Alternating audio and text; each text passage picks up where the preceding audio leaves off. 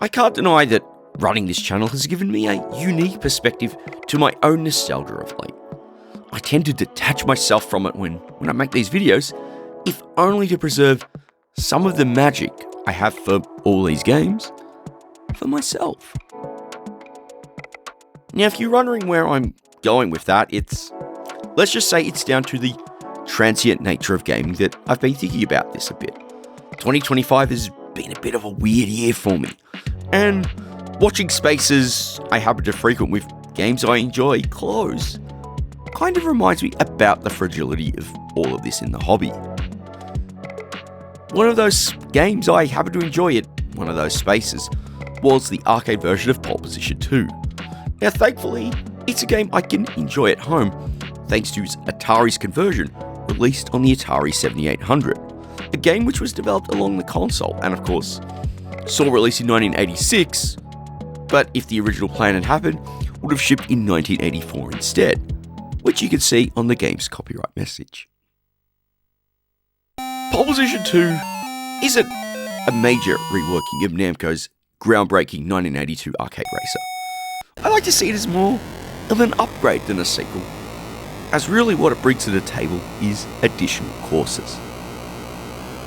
Alongside the Fuji Raceway from the original game, you've now got the option of racing the test course. This is basically the Indianapolis Motor Speedway with no banking and the name filed off.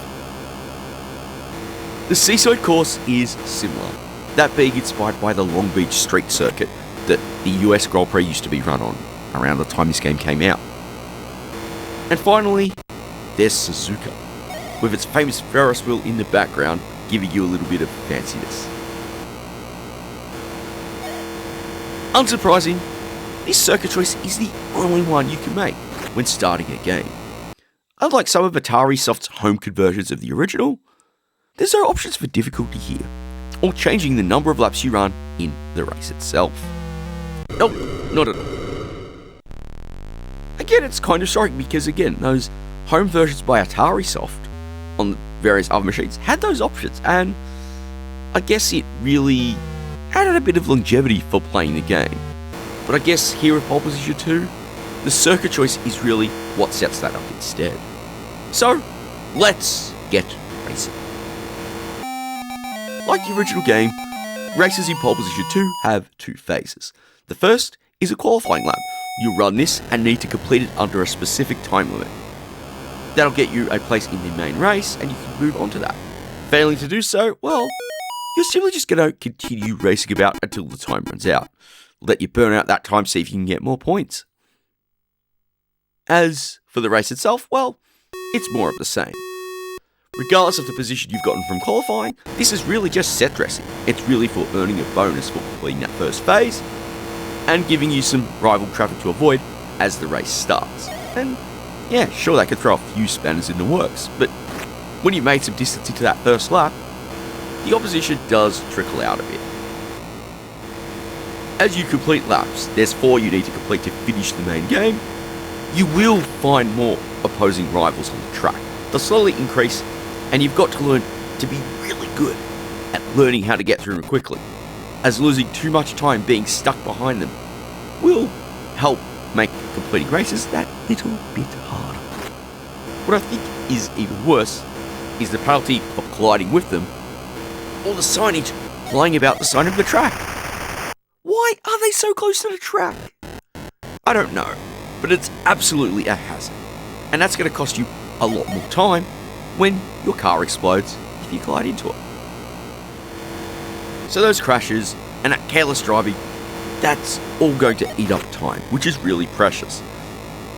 And should you run out of time with the start-finish line in sight and watching your car splutter to a halt, yeah, that can feel quite heartbreaking, especially if that happens to be on your final lap of the race. So looking at things like, let's not beat around the bush. Pole Position 2 is an early arcade racing game, and it doesn't really have a lot of depth to it. The challenge it brings really comes from learning how to negotiate those tracks at speed. And sure, the test course is nothing but fairly straightforward left-hand turns. And for those who are veterans of the original, you're probably going to have Fuji down pat. But both the new courses, the other two new courses, Seaside and Suzuka, they are both quite challenging to learn. Funnily enough, I know Suzuka from other racing games, but honestly, I really struggled getting the, that line and that position down here, the way Pole Position 2 drives, compared to other arcade racing games of this period, means that, what I know doesn't quite translate over well. And I guess that's part of its challenge. Maybe I wish that was a little more refined, I don't know. But the way those upcoming cars come up in particular really does help increase that challenge when you're trying to get around them to do it quickly so you can not waste that much time. It does, I guess, kind of make it feel a bit tiring to play. And I don't know if that's just deep down, that's a feeling I got because I played it for an hour or so straight as I was recording it to make this video. But then again, if I actually had this as a kid in the late 80s, I expect I probably would have done the same when I was playing it. I mean, I know I enjoy playing the conversion of the original Pole Position on the 2600 a lot more. I think I had a quick game of it when I was playing this as well, and I think I enjoyed that a lot more. I had that back in the day, and so I'm a lot more familiar with it, but I do feel that despite the more limited hardware, the 2600 over its successor, I feel it just felt a bit fairer to play. I don't know, maybe it's just me. So here's the thing. Pole Position 2 on the Atari 7800 is one of those conversions that was a great system seller. Like, if you're in the US when the 7800 came out, this was the pack-in game. You know, in PAL regions, we got Asteroids. And I think Asteroids on the 7800 is pretty cool. And Pole Position 2 is pretty cool on the 7800. And I think, had all of the business not happened, and the Atari 7800 was released in 1984, I think this would have had a bit more of an impact. But those delays, 2 years, doesn't sound like much in the scale of things, but really, it does take a lot of luster off this game, a lot of shine off it, especially because the bar of what made a good arcade racer was raised so much in that intervening time. I mean, you get the likes of Hang On and Outrun, and of course, home computers started getting more interesting racing games as well to enjoy.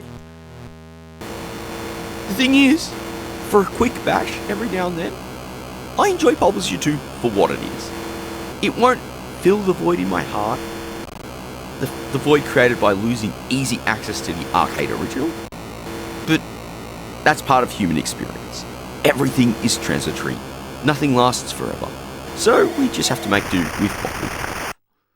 Though of course, Hamster have given us the Arcade Archives release of this for modern systems, you know, the Switch and the PS4, and though that only has the Japanese version of the game, and that means it's not quite the same for us Westerners, you know, not hearing the muffled prepare to qualify before starting a race, it means it just doesn't quite feel the same.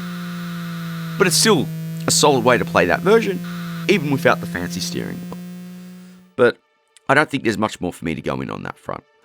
I've been recovering from a bit of a cold, so the voice is probably going to feel a bit weird. Apologies for that. But there's not much more for me to say here. So it's going to bring out that checkered flag, wave it all out, and draw this one to a close. And as always, what that just leaves for me to say is to thank you all very much for watching.